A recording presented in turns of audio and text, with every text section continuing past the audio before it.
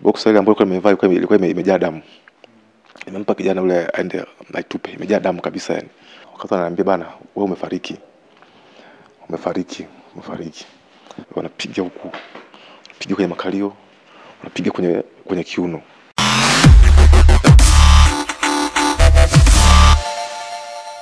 Mimi kwa majina naitwa Steven Jacob Gumbo. Ni mtumishi wa huduma ya Kristo, mwalimu, na hasa kwenye mtandao ya YouTube huwa natoaga profesi mbalimbali za nchi, ikiwa majanga kama moto, maji, watu kuepuka majanga haya ya nchi. Lakini pia hata kwenye eneo pia la utawala kwa mheshimiwa rais huko, vyama hivi CCM na upinzani, kile ambacho naonyeshwa, na huwa naonyeshwa kwa njia ya ndoto. Kilichotokea jana ambacho umetokea, nimepeleka watoto wangu kliniki. Sasa wakati nimerudi, mama kanipigia simu, kaniambia hebu njoo tuchukue na gari turudi nyumbani. Kwa hiyo wakaja watu na cruiser. Wakaniambia sisi ni askari kutoka Central, kituo cha kati, tuna mahojiano na wewe. Na mimi ninavyojua, baba yangu huyu ni balozi, ni mchungaji wa hapa, lakini ana balozi hapa. Pakiwa na kesi ya mtu anakamatwa, kuna barua ambazo wanamchukua naenda na yeye. Kwa nilipoona ile hali, mzee alikuwa sebleni pale. Kwa nikamwambia basi naomba nimwambie mzee hapa, alafu twende. Sasa ile nimesema vile nikaona nimekamatwa bega ile. Na kama kawaida kamatwa mtu anatoa zile ID uweze kuona. Hapakuwa na ID, hapakuwa na taarifa ya balozi. Basi kwa watu nimeshikwa bega. Sasa nilipoona ile style ya kamataji, basi ndio nikapiga kelele sasa kwamba natekwa. Wakanipiga hapo sana, wakanitupa huko kwenye ile cruiser. Nikafungua mlango wa pili wa nyuma kule, ile gari upande wa pili. Nikapiga tena kelele zaidi. Bahati nzuri kuna wananchi ambao waliona ile tukio, na wenyewe wakawa wanapiga kelele saa hizo. Na wengine nafikiri wakarusha mawe. Basi wakanitoa hapa kwa speed kali. Tukaenda huko, wakanifunga vitambaa viwili usoni. Wakanifunga na pingu kwa nyuma. Wakanifungia hapo kuna dampo. Kwa hiyo wakati naelekea, mimi nikaangalia tu uelekeo. Sababu najua kutoka hapa ukikata hivi ni Mbauda. Ukienda huku ni maeneo ya mjini huku. Nikaona gari imekata kushoto. Ikaenda kama kilomita kama 3-4, ikakata tena juu, alafu kona imezunguka. Ikaenda. Basi wakati ananiambia bana, wewe umefariki. Basi baada hapo ndio sasa wakanichukua mpaka hapo sasa kujua napelekwa wapi sasa. Nikaingizwa kwenye chumba fulani hivi. Basi ndio hapo wakaanza kunipiga sasa. Baada ya kufika kwenye hilo eneo sasa ambalo wao wenyewe wanajua mimi sijui ni wapi. Basi nikashushwa pale vizuri. Baada ya pale ndio kaanza kupigwa, kanimwagia maji. Kaanza kunipiga. Huko wakiwa wanakuambia naomba tu nisiongee mengi. Naomba tusiongee tu mengi kwa sababu ni issue za mtandao. Kwa lugha rahisi tu ni issue za kile unachokipost kwenye. Baada ya pale, baada kunipiga na kunichukua baadhi ya maelezo ambayo nafikiri nisingependa kuyaongea. Baada ya pale wakanichukua, nikasikia kama ananiambia tunakupeleka nimesema ni mabusu, lakini haikuwa hivyo. Kanipeleka mahali fulani ambako baadaye nikajua kama ni porini. Kule wanaita West Kilimanjaro. Unapanda pale Boma, kuna barabara ya Sanya inapanda kule juu. Kaenda kule mwisho kabisa kule. wakachukua simu yangu ile, wakaniambia nifute zile video zote zile. Kwa bahati mbaya bando lilikuwa limeisha sasa. Kwa ikabidi sasa wafanye mpango wapate bando. Lakini nikasema tena wakawa wanaulizia na kitu kingine kama sijui ni kitu gani kama nylon hivi. Baada pale basi wakasema basi wawili wabaki na mimi pale au mmoja, alafu wengine warudi watafute namna ya kupata data na ni bando zile ili niendelee kufuta zile video.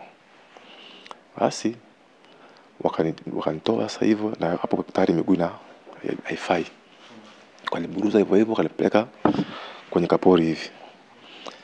Kaambia lale hivi. Kakanyagiwa hapo shingoni.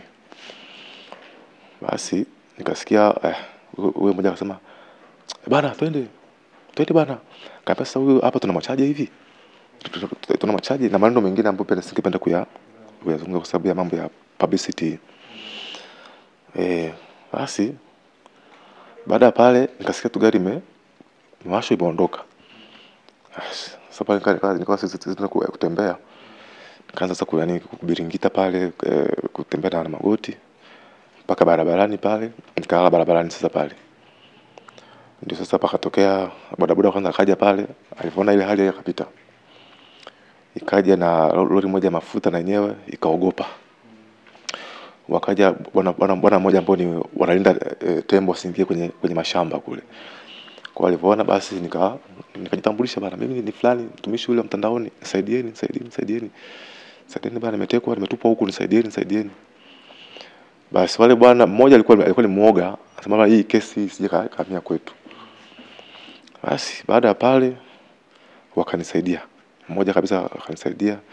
Nikaomba namba ya simu, nikaomba simu yao nipige simu angalau watu wajue kwamba niko hai. Maana simu yako Simu na wifi umechukua saa zote, kofia, sendo hivyo. Na funguo pia zangu, funguo za nyumba zote nipotelea huko. Basi wale bwana wakanisaidia kwenye camp yao. Baadaye wakaniambia kwamba aisee wamerudi kule kama wanatafuta. Ndio sasa wale bwana wakafanya mpango, nikatolewa kwenye ile camp nikaenda sehemu nyingine. Naomba mengine nisiongee, lakini nimesaidiwa na raia wema tu ambao walikuwa ni walinzi wa mashamba yale ya ngano. Walikuwa wanafuza tembo, walikuwa na tochi pamoja na ile honi yao ile ambayo wanapuliza. Basi ndio hao wakanisaidia. Ulikuwa unapiga na vitu gani ambavyo vilikujeruhi mwenyewe? Pigo na rungu, piga miguu hii. Walipigana waligeuza hivi. Wanapiga rungu za kwenye nyayo huku. Alafu wananipiga na magongo. Wanapiga huku. Piga kwenye makalio, wanapiga kwenye kiuno. Lakini pia wakati wamenitoa hapa, walinipiga ngumi na hizi vifuti. Kwa hiyo wamenipiga na sasa mimi ni mtumishi wa Mungu, kwa nikajua hapa hii ya leo, sababu tunasikia taarifa bana. Nasikia kuna huyu amechukuliwa hajarudi. Nikajua hii ya leo bana, hii ni mwisho. Ila Mungu nisaidie basi. Lakini namshukuru Mungu sasa kwamba tu mimi nimerudi tu salama vizuri. Na maumivu tu makali tu ni makali. Hata kutembea hapa siwezi. Makali kwenye miguu pamoja na kwenye kiuno kote huko, nikikuvulia suruali utaona kabisa yani kumechubuka kabisa, yani kumetana kabisa. Boxer ile ambayo nimevaa ilikuwa imejaa damu. Nimempa kijana ule aende aitupe, imejaa damu kabisa yani. Kwa kweli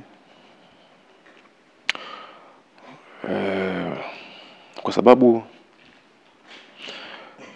sitaki kuongea mengi kwenye hilo. Mimi ninachojua ni prophecy zile ambazo kuna prophecy ambazo nisiseme tu na nimeshafuta, nisiseme tu. Tuliziona pia kwa hiyo hata ambazo hizo ndo zilikuwa shida, ndo hizo. Wamemkataa nabii. Hata Yesu pia walimkataa. Yesu alianza kazi yake Galilaya kule. Wakampiga, wakawa wamtupa kwenye shimo. Sasa ukimkataa nabii ambaye anakusaidia, sababu video zile ziko wazi. Nasaidia. Okay, niseme tu vizuri. Nabii yote, taifa lolote, kazi yake ni moja tu, ni kushughulika na mambo ya utawala wa taifa, kutoa onyo, kufundisha na pamoja na kutoa tahadhari kwamba kuna hali hii, hebu kaeni makini. Fuatilia video zangu zote zile, ninafanya hivyo. Tena kwa kushauri. Lugha unatumia labda ni inaumiza Lugha hata wao wenyewe kuhusu lugha hawana shida. Kuhusu kama na lugha za wala hata hawana shida na hilo. Hebu tuniseme kimoja tu. Waliniambia nani yuko nyuma yako? Nikamwambia jamani, video zinaeleza mimi ni mtafsiri wa ndoto. Baada hapo kingine ambacho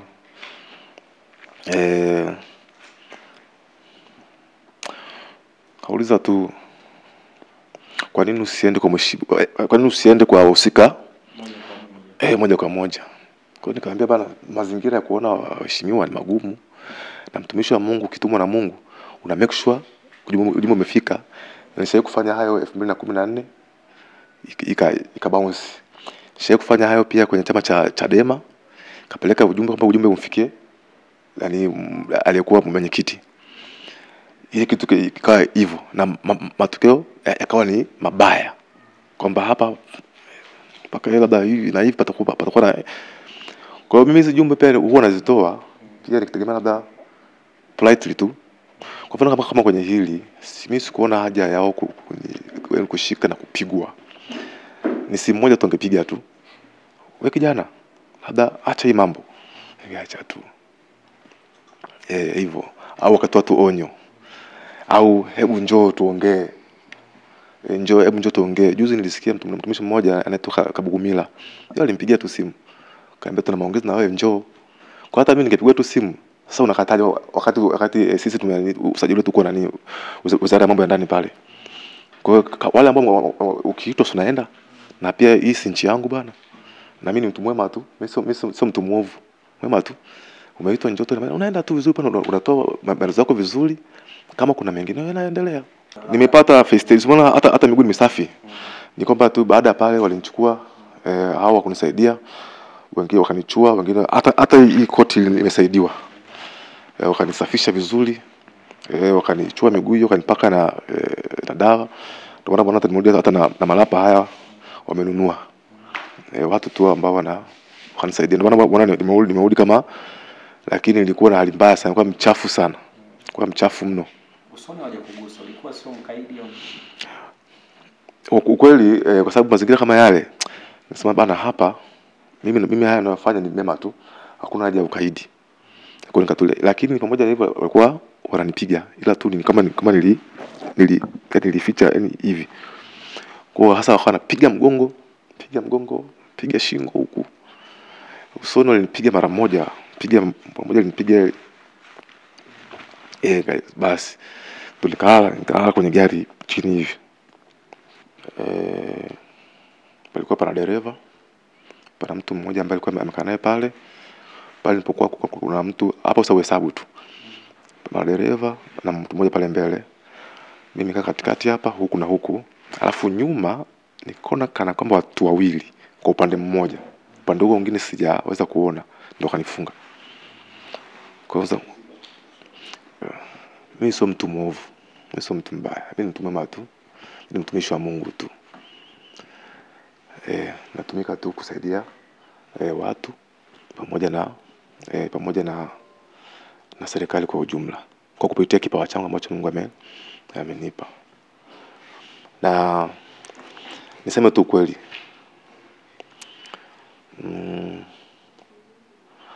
kama wangekuwa na nia ya kuniua, nafikiri wangeniua, kwa sababu mahali ambako nilipelekwa siko. Nafikiri hivyo, lakini pia nashukuru tu watu wote ambao walipiga kelele.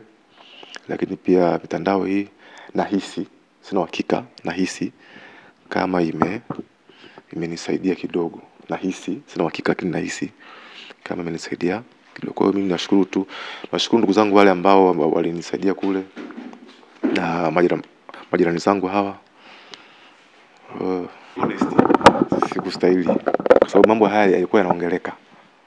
To be honest, unajua hata mtoto akikosea unamuita, si ndio? Unamuita, unamuonya. Kama amekosea unamuonya. Lakini kwa wao kulikuwa hakuna shida. Walikuwa tu na jambo lingine ambalo hapa nisiseme. Yaani walikuwa hawana shida na maadili. Yaani walikuwa hawana shida kabisa na mambo ya maadili. Kwamba kuna maneno nimekosea.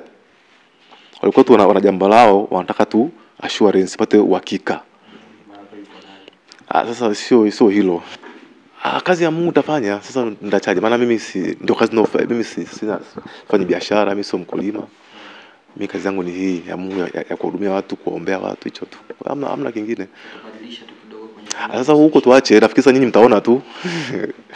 Nyinyi mtaona tu kama nabadilika au nyinyi mtaona tu. Nafikiri kwa leo itoshe tu kwa leo.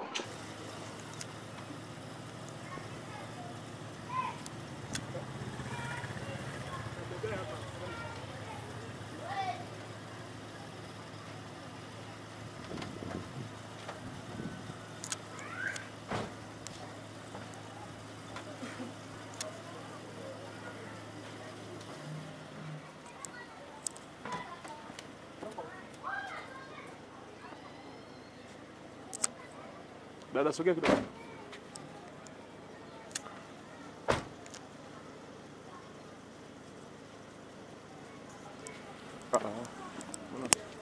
Mbona